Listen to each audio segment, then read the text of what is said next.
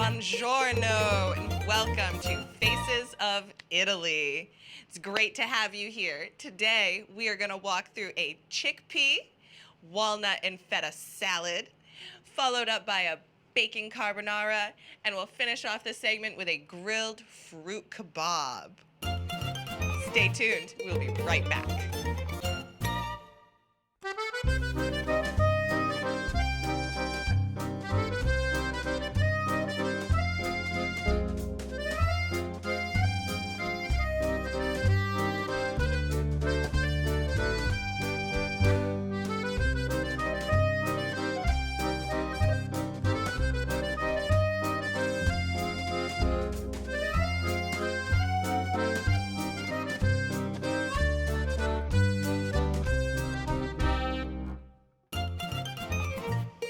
Welcome back, folks. And to get our day started, we're going to come over and do our chickpea, feta, and walnut salad. So to start out, we're going to get our chickpeas and red chilies diced and mixed together. And as you can see, we have spinach, tomatoes, walnuts, bell peppers, and some feta cheese. And I'll go ahead and walk you folks through how to make a basic, simple Italian dressing with all the ingredients you probably have right in your home. So we'll start out with our red chili, and we're going to dice that up and circle it around our chickpeas. And the red chili does have some strong flavor in it, so you're going to want to dice it a little thinner. And the chickpeas have a more mild, bland flavor with them, which really blends well with the red chili. If you like a little more spice in yours, you're welcome to use the whole chili. There we go. Bring our chickpeas over. And get those blended. There we go. I'm just going to leave those here. And start on our red bell pepper as well. And I'm going to do some longer pieces and do strips.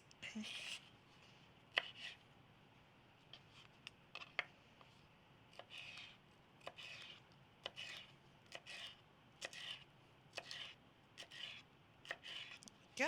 Put those off to the side. And we also have about 6 to 8 cherry tomatoes. And we're just going to half those. Quarter them if you'd like smaller pieces. This is such a great salad. And you don't actually have to have this as just a side. You could use the salad as your main course. Throw some grilled chicken on top, or some leftover steak, some turkey cold cuts that you have in the fridge. All right, what else do we have here? Our garlic. There we go. We're going to get the garlic going here for our dressing. And you crush your garlic clove like this. Your peel is going to come right off the outside rather simply. You can start it off at the top and it'll roll right off around. And you're just left with that beautiful, clean garlic clove. And what we're going to chop the garlic up for is our dressing. We're going to set it right inside a combination of Italian spices. And in case you weren't aware of what those were, we'll go with the thyme, basil, oregano, a little salt and pepper. Works just fine. So we have our bed of spinach that we're going to have our salad initially built on. So from there, we'll start putting our tomatoes on.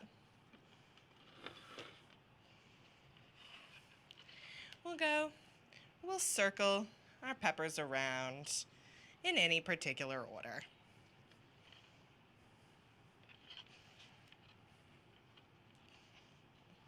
And this is a walnut salad. Get some extra protein in there with our nuts. And our chickpeas. Right here on the top. That's beautiful. And feta. And of course, you can change variations of cheese if you would like. I like the combination of the mild chickpeas with the salty, flaky feta taste. Really, really hits my palate. And the dressing is also very simple. We'll take a empty bowl and do maybe 2 or 3 tablespoons of olive oil. Little balsamic vinegar.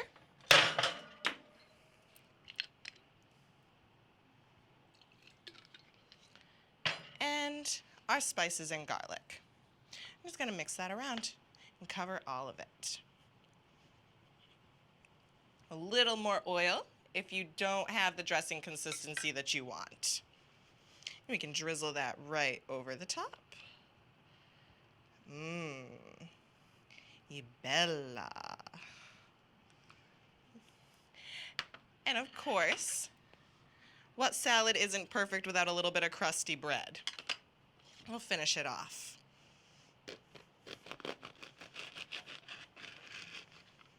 Maybe 2 slices. Slap a little butter on it, a little extra flavor, and put it right here over on the side.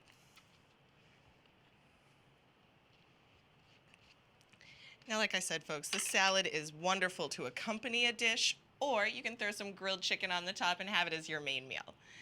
So here we go. Our feta, chickpea, and walnut salad. Stay tuned, folks. We'll be right back. Welcome back, folks. During this segment of our episode, we're going to walk you through a classic bacon carbonara. Now, to get this dish started, we're going to come over here and start with our onions, our garlic, and our butter. You can also see on the screen here the rest of our ingredients for the recipe. So we'll get going and get our garlic chopped up. Chopped or minced, your choice. And again, to get all of those essence out, we're just going to squash them right down. With the palm of your hand, right over the garlic clove, and crush. And also, if you don't want to crush your garlic, you can use a garlic press. That's perfectly acceptable as well. Watch your fingers. There you go. I'm just going to get a little bit of butter in our saute pan. And that heat should be on medium-high.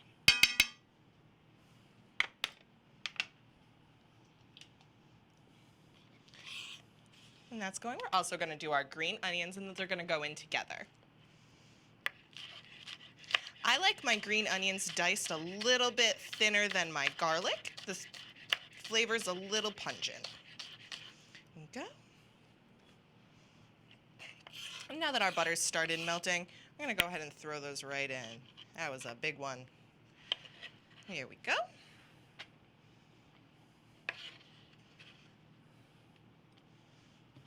As we have that beginning to saute, getting all of those flavors released, we're going to come over and start chopping up our bacon.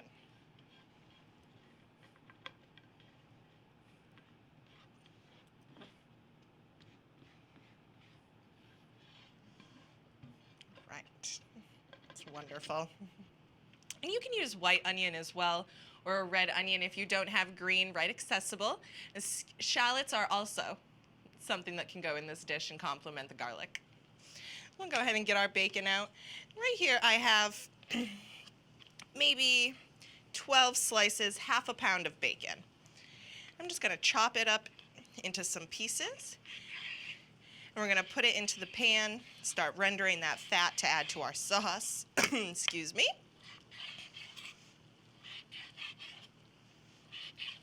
You can make these as big or as small pieces as you'd like. If you'd like to use turkey bacon, it has a lower fat content. You just want to keep that in mind. You can also use prosciutto, would be an acceptable addition. Here we go. And if you find that you'd like your bacon to be a little more precise on your slices, you can leave it about half frozen. It's more solid and easier to chop up.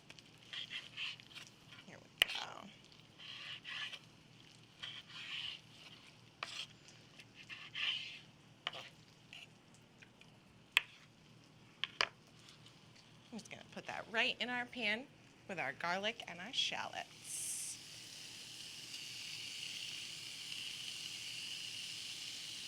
You can smell the essence of the garlic coming out.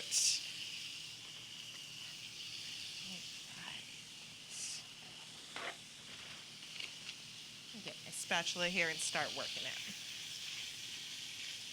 You're going to want to do this with your bacon just until it's brown and crispy. not quite crispy, still a little bit limp.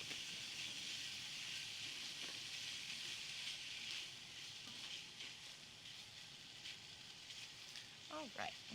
And as our bacon is sitting here sizzling up, again, as a reminder, on medium-high heat, we are going to come over and start at the base of our carbonara sauce.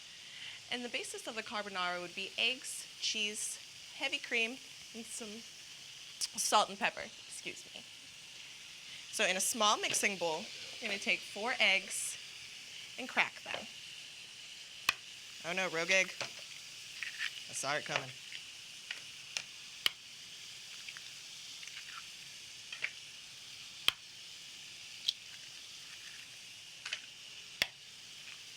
We have about a cup of heavy cream here. I'm just going to flow it right into our 4 eggs and start whipping it up. A little bit of cheese here, about 1/4 to 1/2 cup.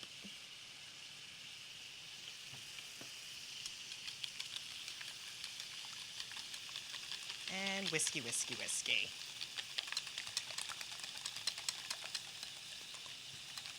You can see the consistency of the sauce comes through real quickly when you bring these ingredients together. You want to make sure that you got your eggs fully whipped, and you'll see why when we go to add the sauce to our bacon mixture.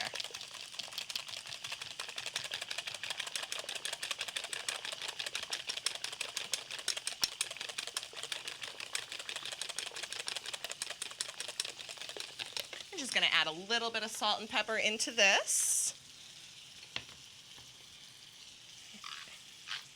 And give it a quick stir.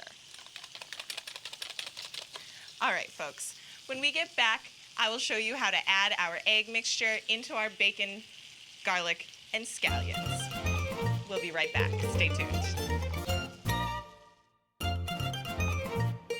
Hi, folks. Before our break, I walked us through the few basic starting steps of a classic bacon carbonara. And just to review those really quickly, we went ahead and minced 3 cloves of garlic, 2 long green onions, and about 12 slices of bacon. We chopped them and started sauteing them here in this pan. If you come down and look, you can see that our bacon has begun to crisp. We've started getting some fat rendered in the bottom of it, and our green onions and garlic are fully cooked through. So from here, you want to leave your bacon grease in the pan. And I'll tell you an alternative in just a second in case you want to take the grease out. What we're going to do is very, very slowly, on a very low heat, start whisking in our egg, cream, and Parmesan cheese mixture. Now, you have to be very careful that we don't cook our eggs. It's very easy to just start frying the eggs if our heat is too high. That's why I say over and over again, low heat, low heat. And this is going to build together and just start thickening up as the flavors emulsify. Set this aside, it's nice and blended.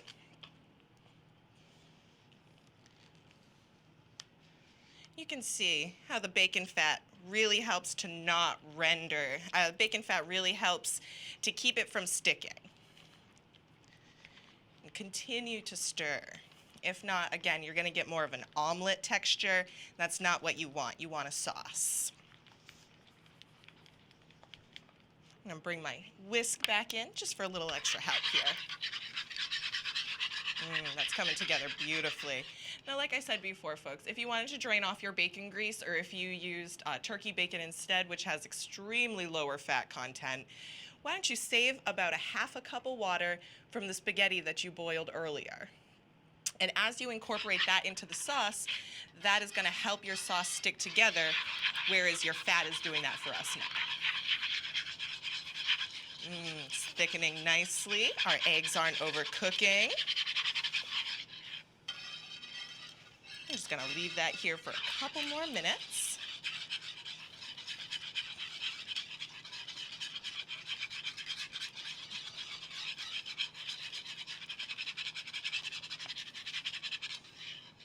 Now, if you'd like to get creative and put a few more greeneries into the dish with it, because it is just pasta and sauce, you're always welcome to steam up some broccoli or grill some asparagus.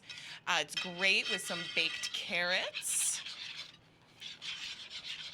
or you can just eat a big bowl as is.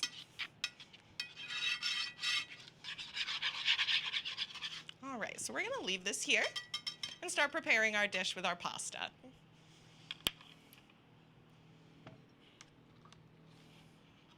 Okay, and I went ahead and started cooking some spaghetti ahead of time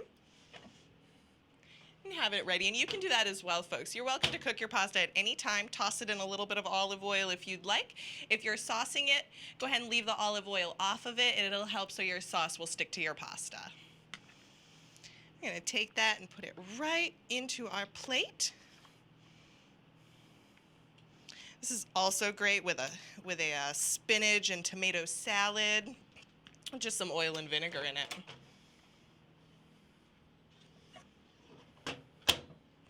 All right, we'll come back over to our sauce and see how that's coming. Oh, yeah. E bella. It blended together beautifully. All right, let's get our spoon and get some on this pasta.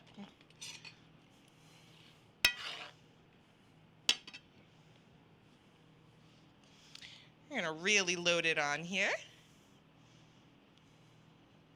Oh my goodness. This is so exciting. One more scoop. Ah, looks amazing. Set this off to the side here. Now, folks, we have a quick and simple classic carbonara dish. I've given you a couple extra hints unless you'd like to make it less fattening and a little more nutritious. Just stay tuned, folks. We'll be right back. Welcome back, folks. Thank you for being here with us. Now, quick recap. Earlier in our episode, we did a blue cheese, walnut, and chickpea salad. And then I went ahead and showed us a great classic version of the bacon carbonara. And now we'll finish up our day with a fruit kebab. Now, you can use many different fruits in this. Today, I'm choosing strawberries, dates, and peaches. So we got our bowl of strawberries here.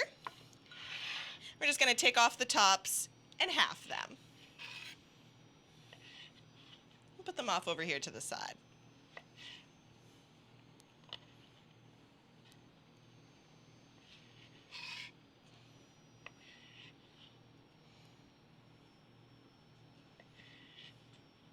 That should be sufficient. Now we're going to go on to our peach.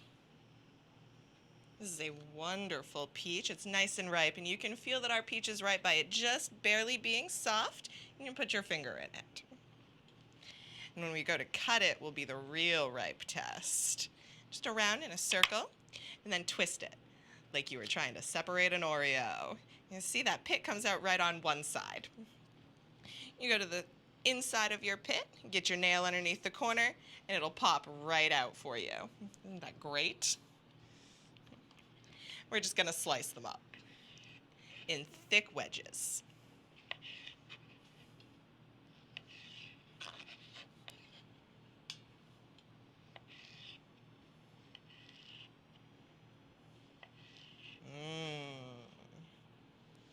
And our figs. Now see, I've just chosen some basic classic fig that you can get in any supermarket. And I'm gonna cut them in quarters.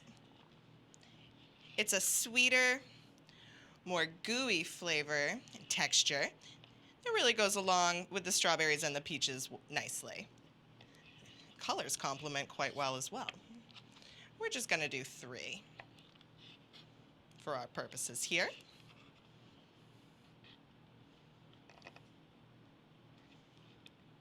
There we go. And to put them on the kebabs, I have some short kebab sticks here. You want to soak them in water if you are ever going to cook with them. Today we are not, so it's simply okay to have them as is. And over here in our saucepan that we have started, I have preheated on a very low heat, and we're going to make a quick chocolate drizzle to put over our kebabs. So to start that out, you want about 2 ounces of semi-sweet chocolate. We're just going to break it up right here in the pan. Before that happens, I'm also going to add about 2 tablespoons of heavy cream. And it is very hot, So you want to set that off the heat if it's too much, if it starts to cook right away, because you don't want to scald your cream.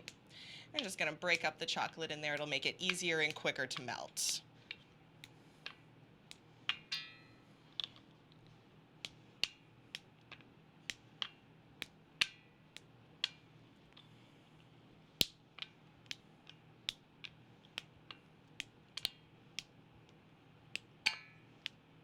You want to watch your temp, and if you have a melt setting, go ahead and stick it right on that melt section setting. That will be okay too. And as you start, your milk is already starting to heat up and work together. I'm going to squirt some honey in it for a little extra flavor. We like that.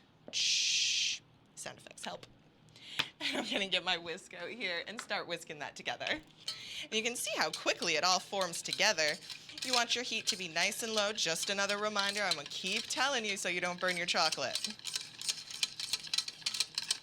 Look at that. Absolutely wonderful. All right, so we're gonna set that over to the side, maybe whisk in some extra heavy cream at the end. We're gonna start building our kebabs. I'm gonna start out with a peach because it's nice and firm. It'll keep the bottom well. Follow up with a date and a strawberry half, and we'll just layer those right through and set them on our plate. Each kebab should fit a double layer of all of our fruits. Now you can use other fruits with our kebabs as well. You can do pineapple, you could do apples, just about any kind of fruit that you can cut up and stick a stick through. Grapes would be a great selection, kiwi, and of course we've all heard of the grilled pineapple. That's a pretty popular fruit kebab. And when you're thinking about grilling your fruit, think about a sweet and hard fruit. The strawberries, probably not that great of an idea. They're super soft. They'd get mushy and fall off the stick. All right. Strawberry and one more peach here. I'll set those over. We're going to go back in and put over to the fridge here. Get a little bit of heavy cream just to put in our saucepan with our chocolate. Put that back on our heat to heat it back up.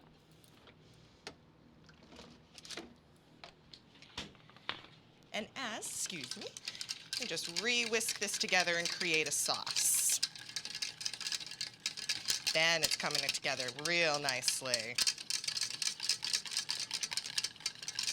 Look at that. And if you were able to see my burners, you'd see that my heat never left melt setting. All right. Here we go. And we'll start drizzling this over. Oh, yeah. See, Bella. Get some chocolate splatter around there. Beautiful. A little on the side, just for show. All right. This is a quick, easy, fun snack that your kids can help you out with and the whole family will love. We have our peach, strawberry, and fig kebab drizzled with chocolate. We'll be back. All right, folks, it was great having you today. If you missed an ingredient and needed to catch that recipe again, you can find it at www.facesofitaly.tv. Ciao. All right, folks, I'm just going to take a few seconds to tell you about some basic Italian ingredients, fresh herbs that you want to keep around your kitchen handy. The first one and most important would be our garlic bulb. When we break off the clove, it just looks something like this. Smell the pungent aroma coming through. And then thyme is another one of our favorites. And then our basic basil leaf. And don't forget about oregano and parsley as well. Thank you.